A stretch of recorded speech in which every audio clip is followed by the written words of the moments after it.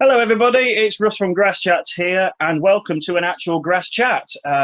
We put out a post fairly recently about doing a possible interview, and some lucky person has stepped up for it. The first one of these we're going to do, and it is to Clare Horner. So, hello, Clare. I hope you're well this Hi, evening. hi Ross, how's it all going? Yes, very well, thank you. I hope times haven't been too troubling for you. And I'm sure, like everybody else, we're excited to hopefully one day go back racing. But in the meantime, we're obviously doing what we can. And but we know through the years that you've been racing, you enjoy the sport as much as anybody. It has to be said. Yes, yeah, I definitely do. I've done it for a long time, and there's a good reason for that. And it's literally, I enjoy it, the family enjoy it. I've got so many friends in it. Can't fault it. Yeah. Well. As we say, we won't give away how long you've been doing it for, because No, nobody. I like that. But no, one thing I wanted to ask is obviously everybody starts somewhere, and obviously your dad Frank was massive into motorsport, but he actually came from more the rough and tumble side of stock car racing, didn't he? So He did, yes. do you have any early memories from all that back when he was doing it? Not really. My dad stopped racing when I was 2. Okay. He said basically he was that old, the bruises just took too long to heal. So I didn't ever remember him racing, but I still grew up with all the stock car stories, and it was kind of memories in my head from the stories I'd been told while I was growing up. We used to go and watch a lot of people because he knew that many people that still raced. So we always used to go at the stock car meetings and watch all the time I was growing up. Okay, it's obviously great to hear backstories. I mean, even when we talk about stories from autographs, it's always great to look back and hear these things. But so where did the switch go to autographs? Has he always been local to the Yorkshire Dales area? Because that's obviously where you started. But did he just sort of get into autographs by accident, or was it something that he really wanted to have a go at or be involved Well, in? I started off by racing mini stocks, but I only raced them for about a year. And it was always rough and tumble as mini stocks is. But once you got sort of past the mini stocks age and went to Formula 2, there was a lot more travelling involved in racing stock cars than there was the sort of mini stock racing that we were doing. So my dad's idea, we had a couple of friends that did autographs, and somebody said, come and have a go in my car. They had a class 1. So I went and did a meeting in that and thoroughly enjoyed it. And my dad's theory was, well, if you do that, we can get a class 1. You can race at Yorkshire Dales, York, Solway, White Rose, Scarborough. We don't have to travel any further. You don't have to get anything any faster. That'll keep you going, and that'll be all we race. It's just kind of his plan didn't really work. No, obviously. So did you not have you didn't race in juniors then? You went out of mini stocks and straight into ladies class Yeah, 1. that's right, yeah. Little green mini. Yes, that's the one. Absolutely loved that car. Really did. I had some Yes. great fun in it. Oh yeah. I mean, I remember watching when you did start to travel to some other meetings. Even though I wasn't. I'd only just started in juniors around that time myself. So, but I always had an interest in watching, and yeah, I do remember the little car obviously buzzing around and very quickly. So ladies racing's always been difficult, hasn't it? Because unlike the men's, where it doesn't matter what meeting you go to, a club meeting, there's always plenty of people to race. But it's always been difficult for ladies to sort of get the practice in racing against one another, because obviously grids have always been so small. I mean, even today, there's only really classes 1 and 8 which have any form of competitiveness at club meetings because they don't get the support, unfortunately. So, did you find it easy to learn, or did you have to start travelling further to gain that bit more experience? When I started in class 1, we used to run most of the meetings as all ladies out together. So from that point of view, you were always pushing yourself, because I always had Pam Blackburn in a class 5 or something starting fairly close behind me and coming up at a fair speed. So I was always sort of pushed from the off with some. Yorkshire Dales had some really good lady drivers that kept you on your toes. But back in the day, there used to be loads and loads of open racing. And in the class 1, it used to just be off the track, and every sort of 3 races they'd stop and put fuel in, and off you go back out again, because it didn't get hot, and it was just literally carry on. So I spent every chance I got in an open race. I tended to be out with men's class 1 a lot, and that really brings you on. And I loved racing with the men. Well, we'll get to that point later. But yeah, so obviously you sort of forced yourself to keep gaining the experience, and just because there might not have been any other ladies to race at the meeting, you still pushed yourself to go out there, learn how tracks can change, and learn the competitiveness of other people. So that's obviously good. But it didn't actually take you that long before you did start to travel more. And very quickly, you went to the 1999 Nationals at Nottingham. And, well, what happened there? Well, it took me months to convince my dad to actually let me go to the Nationals at Nottingham because I wasn't fast enough. I'm a little club racer. I can't race with the big ones. And then we went there and he's like, oh, she did better than I expected. And my dad was just in pure shock at the whole meeting because he expected me kind of trundling around with the back few. And when he realised that actually we were quick enough and we were fighting with them, which came from literally doing as many meetings as I could and racing with the men and just pushing myself that bit more. I think he was a little bit less confident because he'd built the car, so he didn't know if the car was up to scratch or whatever. And it turned out we had the full confidence. But I went into that as literally I was nobody. I was a club racer. I was just a lass from the northeast that just turned up and had fun.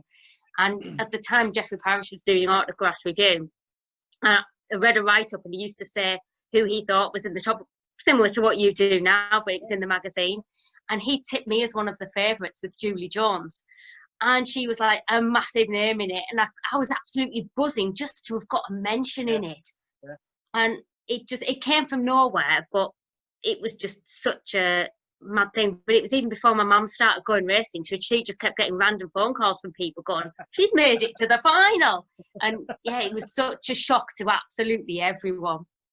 So yeah, I mean, obviously you actually went on to win the national final as a favourite to one or two, but not to many. And you certainly weren't so well known to many of the people you raced against. But then, on a dry track, you went and won the Champion of Champions. That must have been an absolute incredible feeling to do that in a Class 1. It was. I mean, I remember starting alongside Kate Featherston, who just won, and she dropped the clutch, and there was just this massive cloud of dust. And I'm kind of sat there going, I have no chance at all. And I was just talking myself through it. I'm going half a lap and a half, and literally just keeping myself going and watching what was going on. And I just remember talking to myself as I was going around the track. As I got to kind of like 8, I was going 8 and a half, 9. I mean, voice was getting higher and higher. And as I came over the flag, I literally just screamed because I'd never had a feeling like it. It was just absolutely unreal. So that cross and just see the checkered flag waving at Nationals was just a dream come true for anyone. Well, obviously it's everybody's initial ambitions to make a national final, then obviously to win it, and then to go that one step further. But to do it in when realistically you shouldn't have had that chance to win the Champion of Champions on a dry track in a Class 1. But obviously it's those dreams do happen, and it proved there. So obviously it's a great memory to have. Moving on, then you actually ended up with a little Class 4, which I did. Class 4 micro. You didn't have that too long. Let's be fair to be on that. It was a fairly lower standard car compared to the other Class 4s you were racing against at the time. But then you made another change and you went into Class 8, and obviously things really blossomed from there. You never really left the Class 1 for a few years, but Class 8 seemed to be where you wanted to be.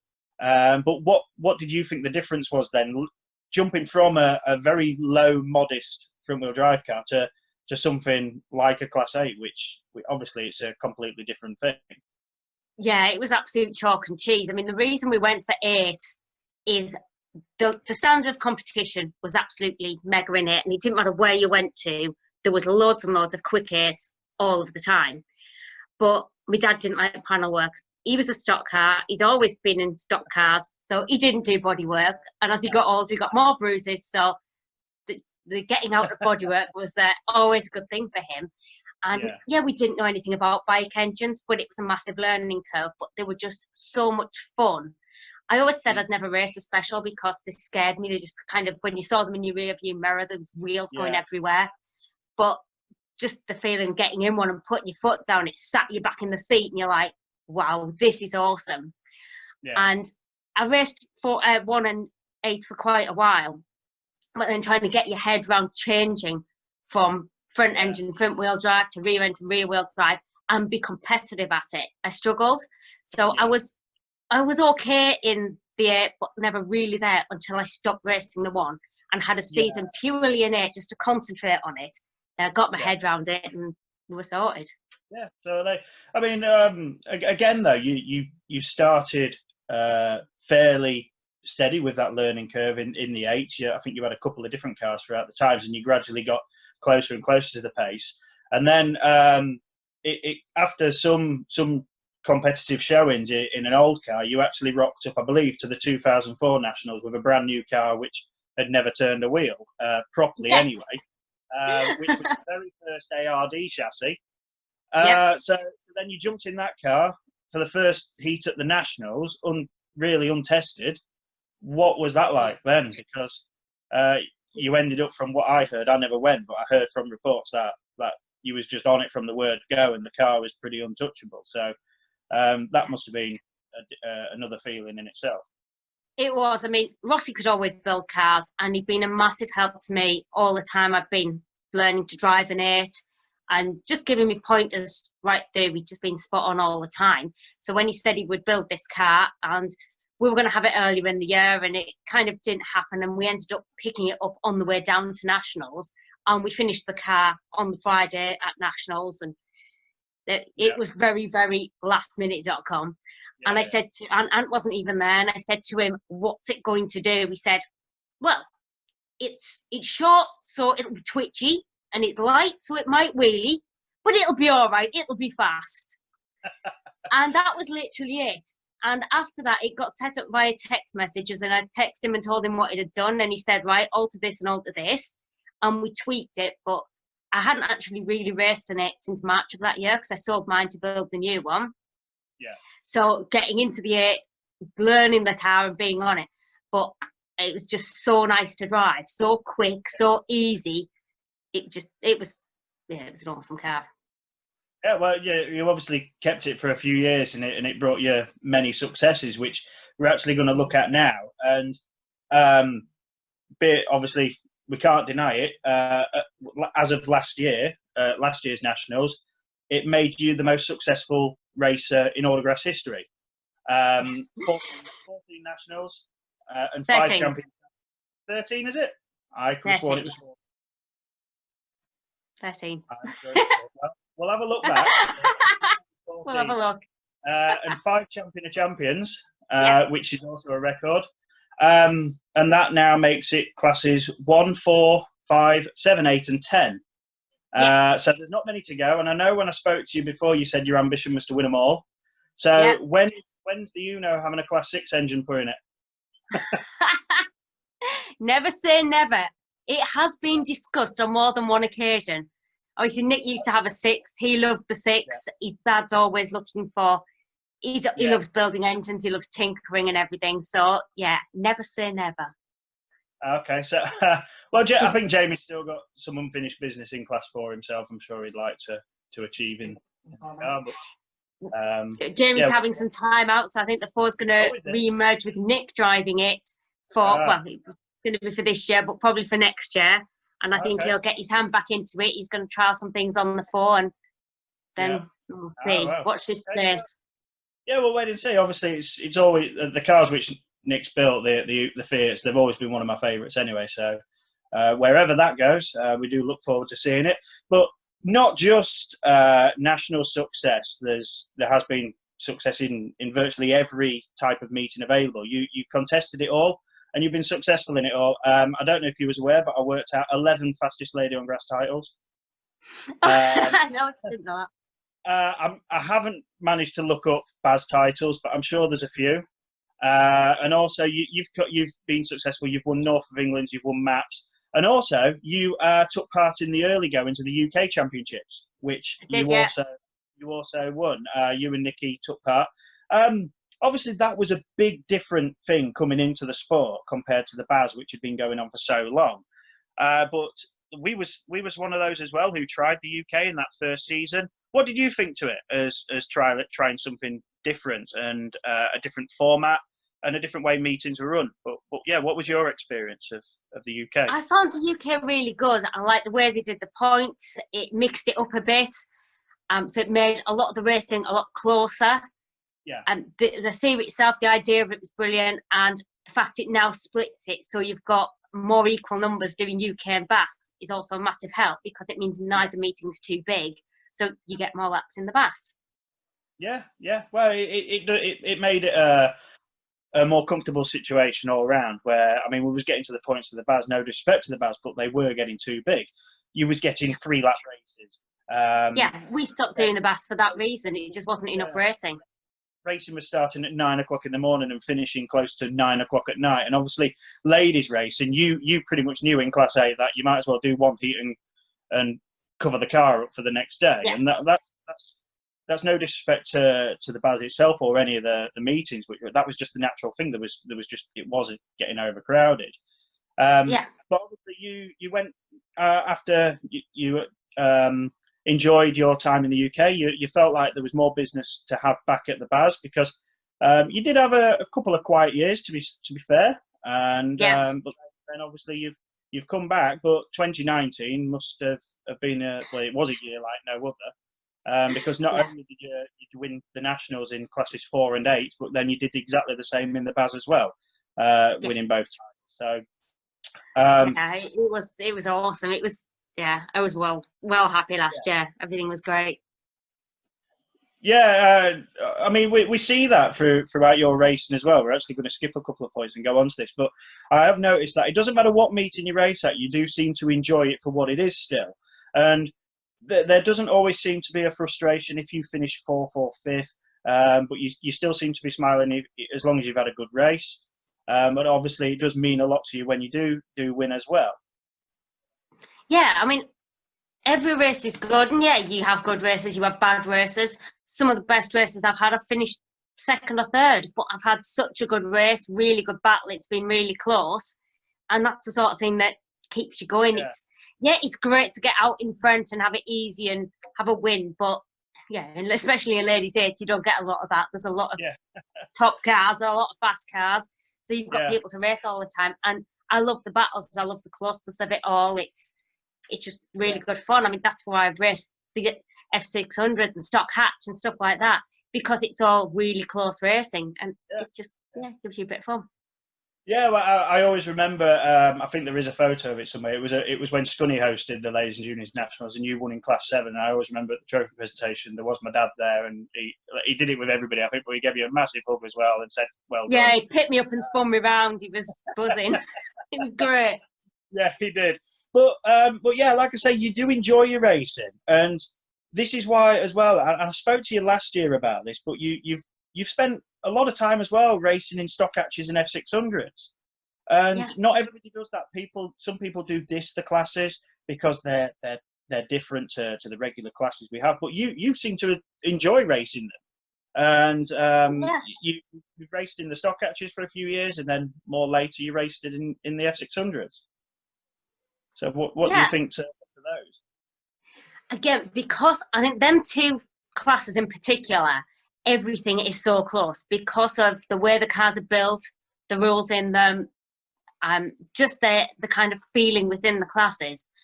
Yeah. They're all very, very similar. It comes more down to driving, and especially like last year at the Stock Hatch Nationals, there was some really good drivers that wouldn't necessarily normally race Stock Hatch.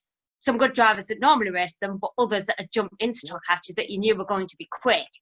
And just for me to race like Jess Roberts was great, because you know that she is an absolutely mega driver in Class 2. She was there in the stock hatch. You knew she was going to be up there. And I just love the fact that I was able to race people like Jess, who I've obviously raced when I've been in the 8 and she's been in the 2, but just to meet her in a different class is good fun. The same with the F600. The crowd around you are just really nice and friendly and helpful, and it's just trying to promote the classes as well. Yeah, definitely, and they are really pushing hard to do that. And I think it was looking at stock catches at least are going to go official as part of the NASA fixture and structure. So they're actually going to be part of the main nationals. Does that mean you could see yourself trying to contend at the official nationals for one of those titles? I like the idea of it, but that means not racing something else. But yeah, I would say, yeah, I mean, obviously I've won the stock hatch national, I've won F600 nationals, but it's not the same when they're not official NASA titles. Yeah. So we've got to see how it goes. But I'd say that, yeah, sometime in the future I will be trying to contend to get as an official one and try and get another title. Well, why not? Why not? There's mentioning that though. You mentioned about doing the F600 nationals. You had one of the oddest days going, really, because you was at Stunning for the F600 nationals. You went and won that, but then you made your way to Radford, where your Class 8 was, and you jumped in it and then won the map final.